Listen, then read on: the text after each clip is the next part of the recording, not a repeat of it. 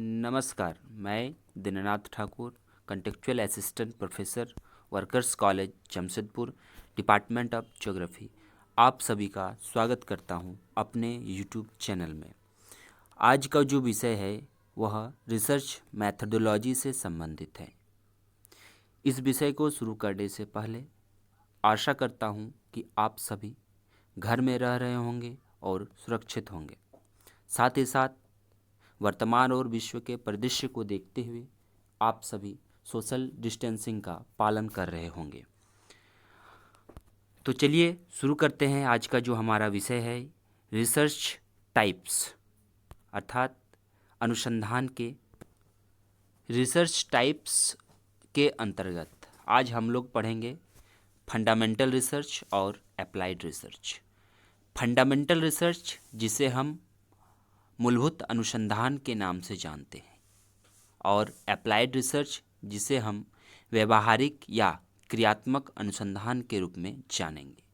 तो हम सभी देखते हैं कि फंडामेंटल रिसर्च और अप्लाइड रिसर्च के रूप में कैसे हमारे सामने नए नए क्वेश्चंस उभर कर आते हैं और उस क्वेश्चंस का सॉल्यूशन हम किस प्रकार कर सकते हैं।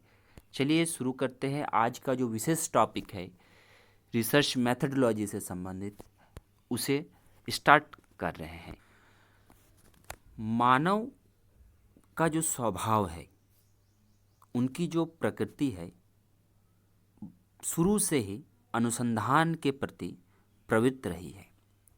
मानव के समक्ष प्रकृति समय समय पर निरंतर कुछ न कुछ चुनौतियां प्रस्तुत करते रही है, लेकिन उन चुनौतियों को दूर करने के लिए मानव ने निरंतर कुछ अनुसंधान और खोज का कार्य करने के प्रति तत्पर हुआ है और यह अनुसंधान और खोज उन्होंने अपने तर्क और प्रयोग के द्वारा आसानी से किया है।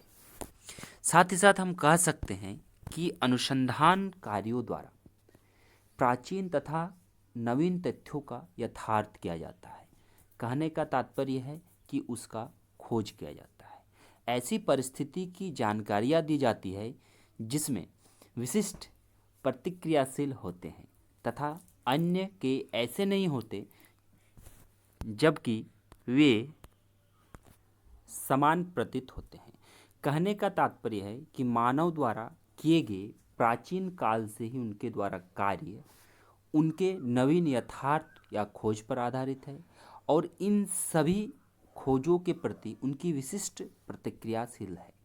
अर्थात उनकी जो खोज है, उनकी जो खोजने की प्रवृत्ति है, उनकी जन्मजात है, उनको मानव निरंतर से ही अपने क्रियाशील तत्वों के आधार पर खोजने का कार्य किया है और उसका सॉल्यूशन भी उन्होंने लिया है। वाटसन नामक विद्वान ने अनुसंधान के संदर्भ में कहा है कि अनुसंधान वह प्रक्रिया है जिसमें खोज प्रवृत्ति का प्रयोग किया जाता है। खोज प्रवृत्ति कहने का तात्पर्य है कि खोजने की विधि तंत्र का प्रयोग किया जाता है कि किन विधि के माध्यम से हमारा खोज का कार्य सफल होगा और उससे निष्कर्ष की उपयोगिता हो और ज्ञान वृद्धि में सहायक हो। तो वाटसन महोदय जो हैं, इन्होंने अनुसंधान की परिभाषा में यह स्पष्ट कर दिया है कि मानव जब भी कोई कार्य करता है तो उनके कुछ मेथड्स होते हैं, कुछ विधि तंत्र होते हैं और उसी विधि तंत्र के आधार पर उनका निष्कर्ष भी सामने दिखाई देता है, जो उस निष्कर्ष के सहारे ज्ञान में मानव की वृद्धि होती है, सोच में उनकी वृद्धि होती है। साथ ही साथ मानव की प्रगति के लिए प्रोत्साहित भी करता है वो, और मनुष्य अधिक प्रभावशाली भी बन सकता है। यानी कि कहा जा सकता है कि मानव जिस विधि के सहारे निष्कर्ष तक पहुंचता है, जिससे उसकी ज्ञान में वृद्धि होती है और उनका विकास भी अधिक मात्रा में संभव हो पाता है। आगे बढ़ते हैं। वेबस्टर नामक अंतर्राष्ट्रीय शब्दकोश के अनुसार कहा गया है कि अनुसंधान केवल सत्य के लिए खोज मात्र नहीं, अपितु दीर्घकालीन सघन और सादृश्य साधन है। कहने का तात्पर्य है कि अनुसंधान में सिर्फ और सिर्फ सत्य के लिए खोजा नहीं जाता, अपितु वैसे साधनों के बारे में पता किया जाता है जो लंबे समय तक भी उसके प्रति कोई भी दृष्टिकोण नहीं उत्पन्न हो पाया है, उसका कहीं साहित्य में कुछ भी विवरण नहीं है, उसे ही हम अनुसंधान कहते हैं। आगे आते हैं हम अनुसंधान के प्रकार। किसी भी समस्या के समाधान अथवा किसी का प्रश्न उत्तर जानने के लिए, देखिए, किसी भी समस्या के समाधान अथवा किसी प्रश्न का उत्तर जानने के लिए हमारे पास दो मुख्य कारण होते हैं। पहला कारण हमारा बौद्धिक होता है और दूसरा जो कारण है वो व्यवहारिक होता है। बौद्धिक कारण जो है मानव की प्रवृत्ति और उनकी जिज्ञासा की प्रवृत्ति और ज्ञान अर्जन की प्राप्त संतुष्टि के आधार पर निहित होती है। बौद्धिक कारण किस पर निहित होती है? मनुष्य की जिज्ञासा की प्रवृत्ति, अर्थात उनकी जो अभिलाषा है, इच्छा है, उनकी जो प्रवृत्ति है, ट्रेंड है कि किस प्रकार की उनकी जिज्ञासा उत्पन्न हो रही है, वो प्रवृत्ति, साथ ही साथ उनके ज्ञान अर्जन से प्राप्त संतुष्टि की वो जो जिज्ञासा है, जिज्ञासा के माध्यम से वो किस प्रकार संतुष्टि प्राप्त कर रहा है। जब तक उसकी संतुष्टि प्राप्त नहीं होगा, उनकी बौद्धिक जो कारण है वो शांत नहीं होगी। तो मानव खोज की जो मानव की प्रवृत्ति है, जिसमें सबसे प्रमुख हमारा आ जा रहा है बौद्धिक, जो है काफ़ी महत्वपूर्ण भूमिका निभाती है। साथ ही साथ व्यवहारिक कारण जो हमारा है, यह मनुष्य की इच्छा शक्ति से संबंधित है, जिसके द्वारा वह ज्ञान प्राप्त अन्य कार्यों को अधिक कुशलतापूर्वक कर सके। तो ये दोनों ही कारण हैं जो मानव को खोज के लिए, अन्वेषण के लिए, अवलोकन के लिए और अनुसंधान कार्य के लिए आगे बढ़ाने में, प्रगति में मददगार साबित होती है। तो उपरोक्त दोनों कारणों के आधार पर, अर्थात व्यवहारिक और बौद्धिक कारणों के आधार पर समस्त अनुसंधान को हम लोग कई वर्गों में विभाजित करते हैं। विशेषकर हम लोग 3 वर्गों में विभाजित करते हैं। पहला जो हमारा है मूलभूत अनुसंधान है, आगे फिर हमारा आएगा व्यवहारिक अनुसंधान और अंतिम जो आएगा वह क्रियात्मक अनुसंधान होगा। मूलभूत अनुसंधान, जिसे हम फंडामेंटल रिसर्च के नाम से जानते हैं। किस नाम से जानते हैं? फंडामेंटल रिसर्च के नाम से जानते हैं। देखिए, ये ऐसे विषय हैं आज के जो कोई भी एग्ज़ाम में, चाहे वो यूजीसी नेट में हो, चाहे हम रेगुलर कोर्स के एग्ज़ाम दे रहे हो, वहाँ से नित्य नए आपके ऑब्जेक्टिव क्वेश्चंस का जन्म लेने का कार्य करते हैं। इसीलिए मूलभूत अनुसंधान पर और व्यवहारिक अनुसंधान और आपका क्रियात्मक अनुसंधान पर विशेष ध्यान देना है। मूलभूत अनुसंधान ऐसे अनुसंधान में, अर्थात मूलभूत अनुसंधान में निष्कर्षों द्वारा किन्हीं विशेष वैज्ञानिक नियमों का प्रतिपादन किया जाता है। मतलब जब वैज्ञानिक नियम के प्रतिपादन की बातें होंगी तो हमारा मूलभूत अनुसंधान होगा, जब तक वैज्ञानिक नहीं होगा तो हमारा मूलभूत अनुसंधान नहीं होगा। यहाँ ध्यान देने वाली बात है। यानी कि जब मूलभूत अनुसंधान की बातें होंगी तो उनसे जो हमारा निष्कर्ष निकल कर आएगा उसमें वैज्ञानिक नियम हमारे सामने प्रदर्शित होंगे। जैसे कि अगर गुरुत्वाकर्षण के नियम की बातें करें तो इसमें वैज्ञानिकता है, इसको प्रतिपादन भी किया गया है वैज्ञानिक तौर तरीके से, इसीलिए हमारा मूलभूत अनुसंधान के अंतर्गत शामिल है। आगे हमारा है कि मूलभूत अनुसंधान का मुख्य उद्देश्य नई प्ररचनाओं का निर्माण करना, अर्थात नए रचनाओं का, नए खोजों का, नए अन्वेषणों का जब निर्माण होता है, उद्देश्य पूर्ण निर्माण होता है, तब हमारा मूलभूत अनुसंधान होता है। इस अनुसंधान में अनुसंधानकर्ता प्राकृतिक घटनाओं को अपने अध्ययन के निष्कर्षों में शामिल करते हैं। देखिए, यहाँ ध्यान देने वाले थे कि बात है कि प्राकृतिक घटनाओं को, यानी कि मूलभूत अनुसंधान में प्राकृतिक घटना शामिल होती है और उसी के आधार पर निष्कर्ष सामने आता है। साथ ही अनुसंधान का जो मुख्य कारण है मूलभूत अनुसंधान का, वह है तथ्यों का एकत्रीकरण, यानी कि आंकड़ों का अर्जन करना सबसे प्रमुख काम है। देखिए, यहाँ पर जो हमारा क्वेश्चंस तैयार हो रहा है कि मूलभूत अनुसंधान में आंकड़ों का एकत्रीकरण या तथ्यों का एकत्रीकरण, और इन्हीं तथ्यों के आधार पर, आंकड़ों के आधार पर हमारा व्यवहारिक अनुसंधान में क्रिया कार्य किया जाता है। तो तथ्यों का एकत्रीकरण हमारा मूलभूत अनुसंधान में शामिल होती है। तो यहाँ से ऑब्जेक्टिव क्वेश्चन हमारा बनता है कि कौन से ऐसा अनुसंधान है जिसमें आंकड़ों का एकत्रीकरण होता है, जो मुख्य कारण के रूप में होता है, वो हमारा मूलभूत अनुसंधान है। यह अनुसंधान के लिए आधारभूत तत्वों की खोज और एकत्रीकरण करता है, यानी कि जो फंडामेंटल एस्पेक्ट्स हैं उनको भी खोजता है और उनका प्रोसेसिंग करने के लिए उसको आप क्या करते हैं, मूलभूत अनुसंधान के माध्यम से भंडारण करते हैं, एकत्रीकरण करते हैं, अर्जन करते हैं। आगे देखते हैं कि मूलभूत अनुसंधान द्वारा नवीन ज्ञान में वृद्धि की जाती है, नवीन सिद्धांतों का प्रतिपादन किया जाता है तथा नवीन तत्वों की खोज की जाती है। यहाँ पे जाति स्पेलिंग थोड़ा गलत हो गया है, लेकिन ये जाति का मतलब है आपका कोई कास्ट से संबंधित, लेकिन ये जाति है होगा। साथ ही सभी सर्वेक्षण प्रकार के अनुसंधान को इसके अंतर्गत वर्गीकृत किया, यानी कि जो सर्वे मेथड से जितने भी अनुसंधान कार्य होते हैं वह सभी हमारा, जैसे कि हिस्टोरिकल रिसर्च जो ऐतिहासिक अनुसंधान है सर्वे के माध्यम से होता है, तो वह भी हमारा जो है मूलभूत अनुसंधान के अंतर्गत शामिल है। तो ये सब जगह जो है हमारा सर्वेक्षण प्रकार, नवीन तथ्यों की खोज, आधारभूत तत्वों की खोज, एकत्रीकरण, तथ्यों की एकत्रीकरण, तो ये सभी जगह से हमारा क्या है कि ऑब्जेक्टिव क्वेश्चंस जन्म लेते हैं। आगे है कि मौलिक अथवा मूलभूत अनुसंधान में, फंडामेंटल रिसर्च में ज्ञान में वृद्धि होती है। जो भी हम कार्य करते हैं इसमें, वो उसमें वैज्ञानिकता होती है, उसमें प्रूफ प्रमाणित करना पड़ता है, तो हमारा ज्ञान में भी क्या होता है, विकास होता है।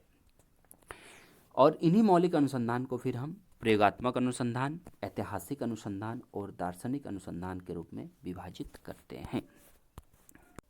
प्रयोगात्मक प्रकार के अनुसंधान के द्वारा नवीन सिद्धांतों और नियमों का प्रतिपादन किया जाता है, इसे हम सर्वेक्षण प्रकार के अनुसंधान कहते हैं।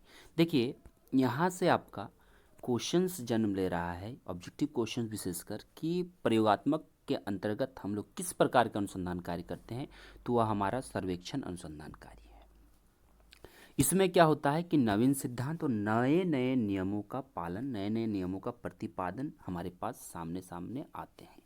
ऐतिहासिक अनुसंधान में इसमें अतीत का वैज्ञानिक अध्ययन किया जाता है, अर्थात जो बीते हुए काल है उसका साइंटिफिक स्टडी किया जाता है। हम क्षेत्र में जाकर उसका अवलोकन करते हैं, उसके बाद उसको प्रमाणित करते हैं, तो उसे हम वैज्ञानिक, अतीत का वैज्ञानिक अध्ययन करते हैं। इस प्रकार के अनुसंधान से अतीत के आधार पर वर्तमान समय में घटित होने वाली घटनाओं को समझने का प्रयास करते हैं। साथ ही ऐतिहासिक अनुसंधान के संदर्भ में यह भी कहा जाता है कि यह भूत को देखते हुए वर्तमान में और इसी वर्तमान के आधार पर भविष्य की नींव तैयार करती है, खड़ी करती है। इसमें भी स्पष्ट कहा गया है कि ऐतिहासिक अनुसंधान के अंतर्गत अतीत के आधार पर वर्तमान समय में घटित होने वाली घटनाओं को समझने का प्रयास किया जाता है। दार्शनिक अनुसंधान में नवीन मूल्यों और सिद्धांतों की स्थापना की जाती है। आपका देखिए कि प्रयोगात्मक में भी नए सिद्धांतों और नियमों का प्रतिपादन किया जाता है, दार्शनिक में भी यहाँ पर ध्यान देने योग्य बात है कि नवीन मूल्यों का बात होता है। यहाँ पर हमारा जो मानवीय मूल्य है, तो उन मूल्यों का बात यहाँ पे हमारा आता है दार्शनिक में। और सभी सैद्धांतिक अनुसंधान दार्शनिक अनुसंधान द्वारा ही विकसित होते हैं। आगे हमारा दूसरा है मूलभूत के बाद व्यवहारिक अनुसंधान। इस वर्ग के अंतर्गत, व्यवहारिक अनुसंधान के अंतर्गत, जिनके द्वारा किसी भी समस्या विशेष का समाधान आवश्यक हो, यदि अनुसंधानकर्ता किसी क्रियात्मक समस्या का समाधान करे, तो यह अनुसंधान व्यवहारिक अनुसंधान की श्रेणी में आता है। कहने का तात्पर्य है कि इसमें वैसे समस्याओं का समाधान खोजा जाता है जिसको जल्द ही जल्द समाधान चाहिए, और यह जो समस्या होगा क्रियात्मक समस्या होगा, तभी उसका व्यवहारिक समाधान संभव है अनुसंधान, व्यवहारिक अनुसंधान के संदर्भ में। क्रियात्मक अनुसंधान जो है यह तत्कालिक होते हैं, जिसे हम तुरंत करने का कोशिश करते हैं, और किसी खास समस्या एवं स्थान विशेष के समस्याओं का समाधान करने के लिए क्रियात्मक अनुसंधान का प्रयोग करते हैं। इसमें यह भी कहा जाता है कि मूलभूत और व्यवहारिक अनुसंधान को अलग करना काफ़ी कठिन कार्य है। लेकिन अगर हम बात करें कि शिक्षा के विकास की दृष्टि से, तो मौलिक और क्रियात्मक अनुसंधान जो है, यह दोनों ही शोध कार्यों में विशेष महत्वपूर्ण है। परंतु क्रियात्मक अनुसंधान जो है शिक्षण प्रक्रिया में सुधार और विकास के लिए प्रयुक्त किया जाता है। अर्थात ये जो है, अगर शिक्षण संबंधित आपको सुधार करना है और उसका विकास करना है तो आपको क्या करना पड़ेगा, आपको क्रियात्मक अनुसंधान का प्रयोग करना जरूरी हो जाता है। इसी संदर्भ में हम एक उदाहरण के माध्यम से समझ सकते हैं कि अगर किसी विद्यालय में मिड डे मील से संबंधित अगर समस्याएं जन्म ले रही हैं तो वहाँ पर हमारा मौलिक अनुसंधान नहीं होगा, क्योंकि मौलिक अनुसंधान जो होता है विस्तृत होता है, विस्तृत क्षेत्र के लिए। वहाँ पे हमारा क्रियात्मक अनुसंधान कार्य करेगा और उसी क्रियात्मक अनुसंधान के आधार पर हमारा उसका सॉल्यूशन निकल कर आएगा। इसके अलावा सामाजिक विज्ञान में क्रियात्मक समस्याओं पर किए गए अनुसंधान नए सिद्धांत नियमों के निर्माण में सहायक होते हैं और इसी प्रकार मूलभूत अनुसंधान में कुछ ऐसी जानकारियाँ प्राप्त होती है जिनका व्यवहारिक अथवा क्रियात्मक उपयोग होता है। आगे देखते हैं कि मौलिक अनुसंधान और क्रियात्मक अनुसंधान को किस प्रकार अंतर के माध्यम से समझेंगे, जिसमें हमारा कुछ अंतर बिंदु दिया गया है, जिसमें उद्देश्य है, समस्या स्वरूप है, उपकल्पना है, रूपरेखा है, न्यायादर्श है, प्रदत्त संकलन है जिसे हम डाटा का अर्जन कहते हैं, सामान्यीकरण है और मूल्यांकन। यहाँ से हमेशा कुछ विशेष कॉम्पिटिशन्स का एग्जाम्स होते हैं, वहाँ से भी प्रश्न जन्म ले लेते हैं। जैसे कि मौलिक अनुसंधान को हम लोग पीछे भी पढ़ें कि सर्वेक्षण अनुसंधान के नाम से जानते हैं। मौलिक अनुसंधान का जो मुख्य उद्देश्य होता है, इसमें नवीन तथ्यों, नियमों और सिद्धांतों की खोज की जाती है। यहाँ ध्यान दीजिएगा कि मौलिक अनुसंधान का मुख्य उद्देश्य नवीन तथ्यों, नियमों और सिद्धांतों का खोज करना है, जबकि क्रियात्मक अनुसंधान का मुख्य उद्देश्य है कि किसी प्रणाली में तत्कालिक संशोधन अथवा सुधार करना है। तुरंत अगर हम किसी चीज़ का संशोधन या सुधार चाहते हैं तो वहाँ हमारा क्रियात्मक अनुसंधान होगा। मौलिक अनुसंधान का समस्या स्वरूप व्यापक और मूलभूत होगा, साथ ही साथ यह सैद्धांतिक भी होगा। लेकिन जो क्रियात्मक अनुसंधान है उसका जो समस्या स्वरूप होगा वह क्षेत्रीय आधार पर होगा, स्थानीय आधार पर होगा, संकुचित होगा, छोटा होगा, व्यक्ति विशेष होगा और व्यवहारिक होगा। अगर हम हाइपोथेसिस या उपकल्पना या परिकल्पना का बात करें तो मौलिक अनुसंधान में जो परिकल्पना होगी वह पूर्ण अनुसंधान के निष्कर्षों के आधार पर होंगे, जबकि क्रियात्मक अनुसंधान में जो हमारा परिकल्पना होगा वह जो हमारा कारण प्राप्त हो रहा है उसका जब हम एनालिसिस कर रहे हैं उसके आधार पर हमारा उपकल्पना तैयार हो रहा है। मौलिक अनुसंधान का रूपरेखा जो है कठोर डिज़ाइन, अर्थात यह जो रूपरेखा होगा कठोर होगा। जो हमारे सामने मौलिक अनुसंधान का डिज़ाइन होगा वो कठोर डिज़ाइन से संबंधित होगा, जिसके लिए अनुसंधान को क्या है, प्रशिक्षण की आवश्यकता होगी। अनुसंधान को वो अनुसंधानकर्ता जो होंगे उनको क्या करना पड़ेगा, ट्रेनिंग लेना पड़ेगा और काफ़ी गहन ट्रेनिंग लेना पड़ेगा। जबकि हमारा जो है क्रियात्मक अनुसंधान, इसमें जो डिज़ाइन होगा वह हमारा लचीला होगा और आसानी से जिसे हम समझ सकते हैं, कर सकते हैं, सरल होगा।